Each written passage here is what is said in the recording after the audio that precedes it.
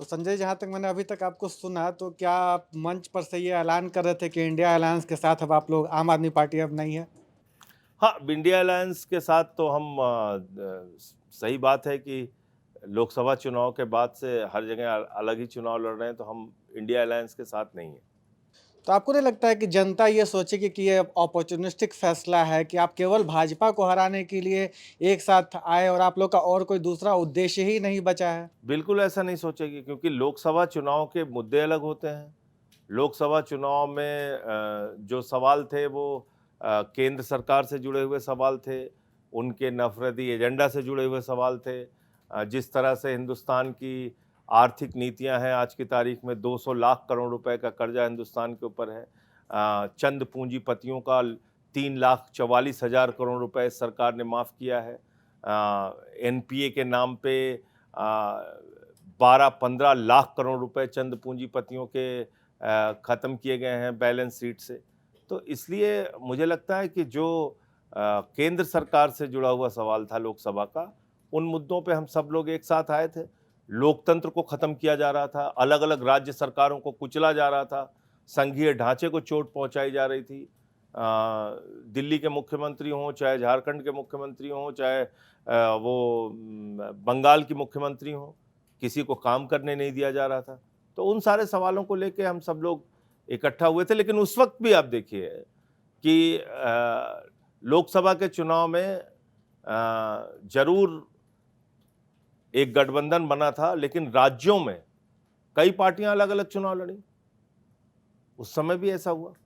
तो आम आदमी पार्टी फिलहाल इसी भूमिका में है कि हम लोग अपने संगठन का विस्तार कर रहे हैं और अलग चुनाव लड़ रहे हैं हर जगह। हाँ, लेकिन आप लोग कांग्रेस के साथ तो थे ना। अब कल केजरीवाल कह रहे हैं कि झुग्गी और गरीबों की बात हो तो कांग्रेस बीजेपी एक जैसी पार्टियां हैं। एक साल पहले तक सब गुडी गुडी था, लोकसभा चुनाव साथ लड़ना था, और अब कांग्रेस बीजेपी एक देखिए पार्टी हो गई। देखिए एक-एक बात को पकड़ के बात करने से फ़ायदा नहीं है। मुझे लगता है कि अगर आप अलग-अलग समय और परिस्थिति को देखेंगे, तो निर्णय उस हिसाब से होते हैं। लोकसभा के चुनाव में मुद्दा था देश के लोकतंत्र को बचाने का।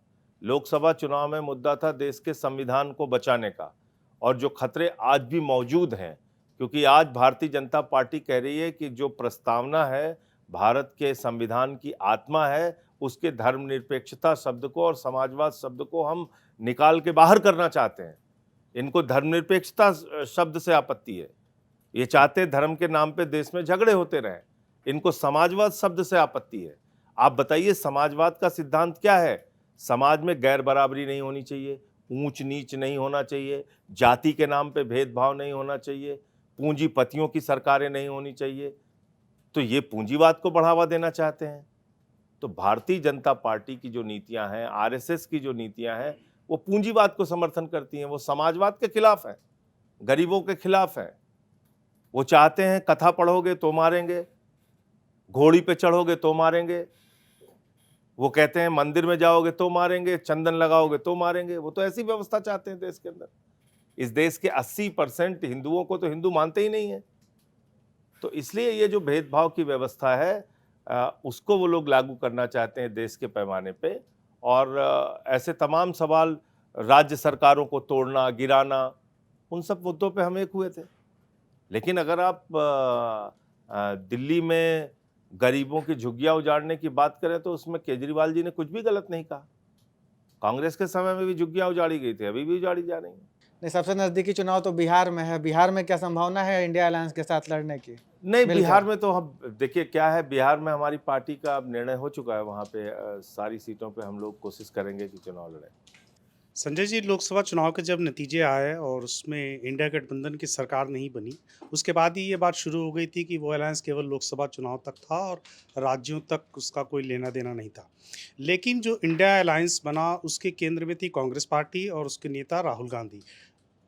कांग्रेस और राहुल गांधी के बारे में आम आदमी पार्टी, संजय सिंह और अरविंद केजरीवाल के क्या विचार हैं? देखिए सवाल ये है कि क्या आपने उस गठबंधन का विस्तार देने के लिए कोई पहल की? आपने कोई काम किया? कोई ऐसी भूमिका निभाई कि राज्यों में भी वो गठबंधन अच्छे ढंग से काम करे?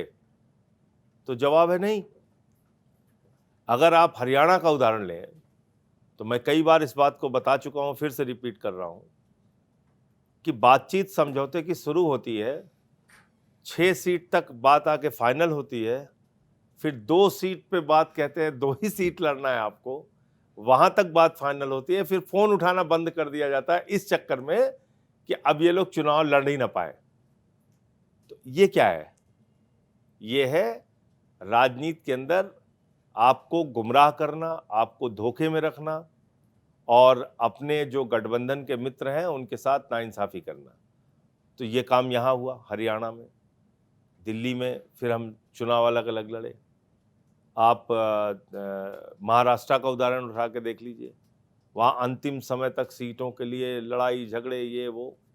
मध्य प्रदेश में तो समाजवादी पार्टी तो इंडिया गठबंधन का हिस्सा है ना। क्या बोला कमलनाथ जी ने अखिलेश यादव जी को लेके, किस प्रकार की टिप्पणी की? क्या बोला कांग्रेस के नेताओं ने अखिलेश यादव जी को लेके हरियाणा में? तो आप देखिए, तो इसलिए मुझे लगता है कि ये जो सबसे बड़ा दल होता है उसकी सबसे बड़ी जिम्मेदारी होती है। और अगर आप कांग्रेस की भूमिका पूछते हैं तो शायद उन्होंने वो जिम्मेदारी नहीं निभाई, इसके प्रमाण है। लेकिन कमलनाथ जी ने जो अखिलेश यादव के बारे में बोला, अखिलेश जी ने उसको दिल पे तो नहीं लगाया। फिर लोकसभा चुनाव में कांग्रेस और समाजवादी एक साथ दिल लड़े पे और इतनी बड़ी सफलता उन्होंने बीजेपी को, इतनी बड़ी चोट उत्तर प्रदेश में दे दी। देखिए, मैं ये कह रहा हूँ कि आप दिल पे लगाते हैं नहीं लगाते हैं वो तो एक अलग बात हो गई, लेकिन सवाल यह है कि आपकी भूमिका क्या है, आपकी सोच क्या है, अपने गठबंधन के मित्रों के साथ आपका व्यवहार क्या है, उसका तो मूल्यांकन होगा ना। तो वो देखिए क्या हो रहा है। तो इसके लिए राहुल गांधी दोषी हैं? क्या उनकी सोच, उनकी भूमिका में कहीं कोई कमी है, या पार्टी के जो नेता जो नेगोशिएशंस में इन्वॉल्व हैं उनकी देखिए, तरफ से कोई चूक हुई है? लीडरशिप और कांग्रेस पार्टी दोनों की जिम्मेदारी है, दोनों को देखना चाहिए। अब या तो इनकी चलती नहीं, इनकी सुनी नहीं जाती, क्योंकि राहुल गांधी ने गुजरात में कहा भाई हमारे अंदर बीजेपी वाले आ गए, तो ये भी बात है। क्या आम आदमी पार्टी के भीतर कांग्रेस और राहुल गांधी को लेकर कोई हार्ड लाइन या सॉफ्ट लाइन है? संजय सिंह जब इंडिया गठबंधन था तब संजय सिंह कांग्रेस के आसपास बहुत दिख रहे थे। अरविंद केजरीवाल, मनीष सिसोदिया उस तरह से कभी भी साथ मंच पर नहीं दिखे। मैं आपको एक बात बहुत स्पष्ट कर दूं कि भारतीय जनता पार्टी की नीतियों के खिलाफ जब जब जरूरत पड़ी है विपक्ष के साथ मिलकर हमने आवाज उठाई है, उसमें कहीं पीछे नहीं रहे। लेकिन जब आप चुनावी राजनीति की बात करेंगे तो चुनावी राजनीति में मैं फिर दोहरा रहा हूं, लोकसभा चुनाव के मुद्दे अलग थे और इंडिया गठबंधन उस चुनाव के लिए बना था और उसमें हम हिस्सेदारी थे, हमारी हिस्सेदारी थी, हम उसमें गठबंधन में थे। उसके बाद राज्यों के चुनाव के लिए हम अलग अलग लड़ रहे हैं हर जगह।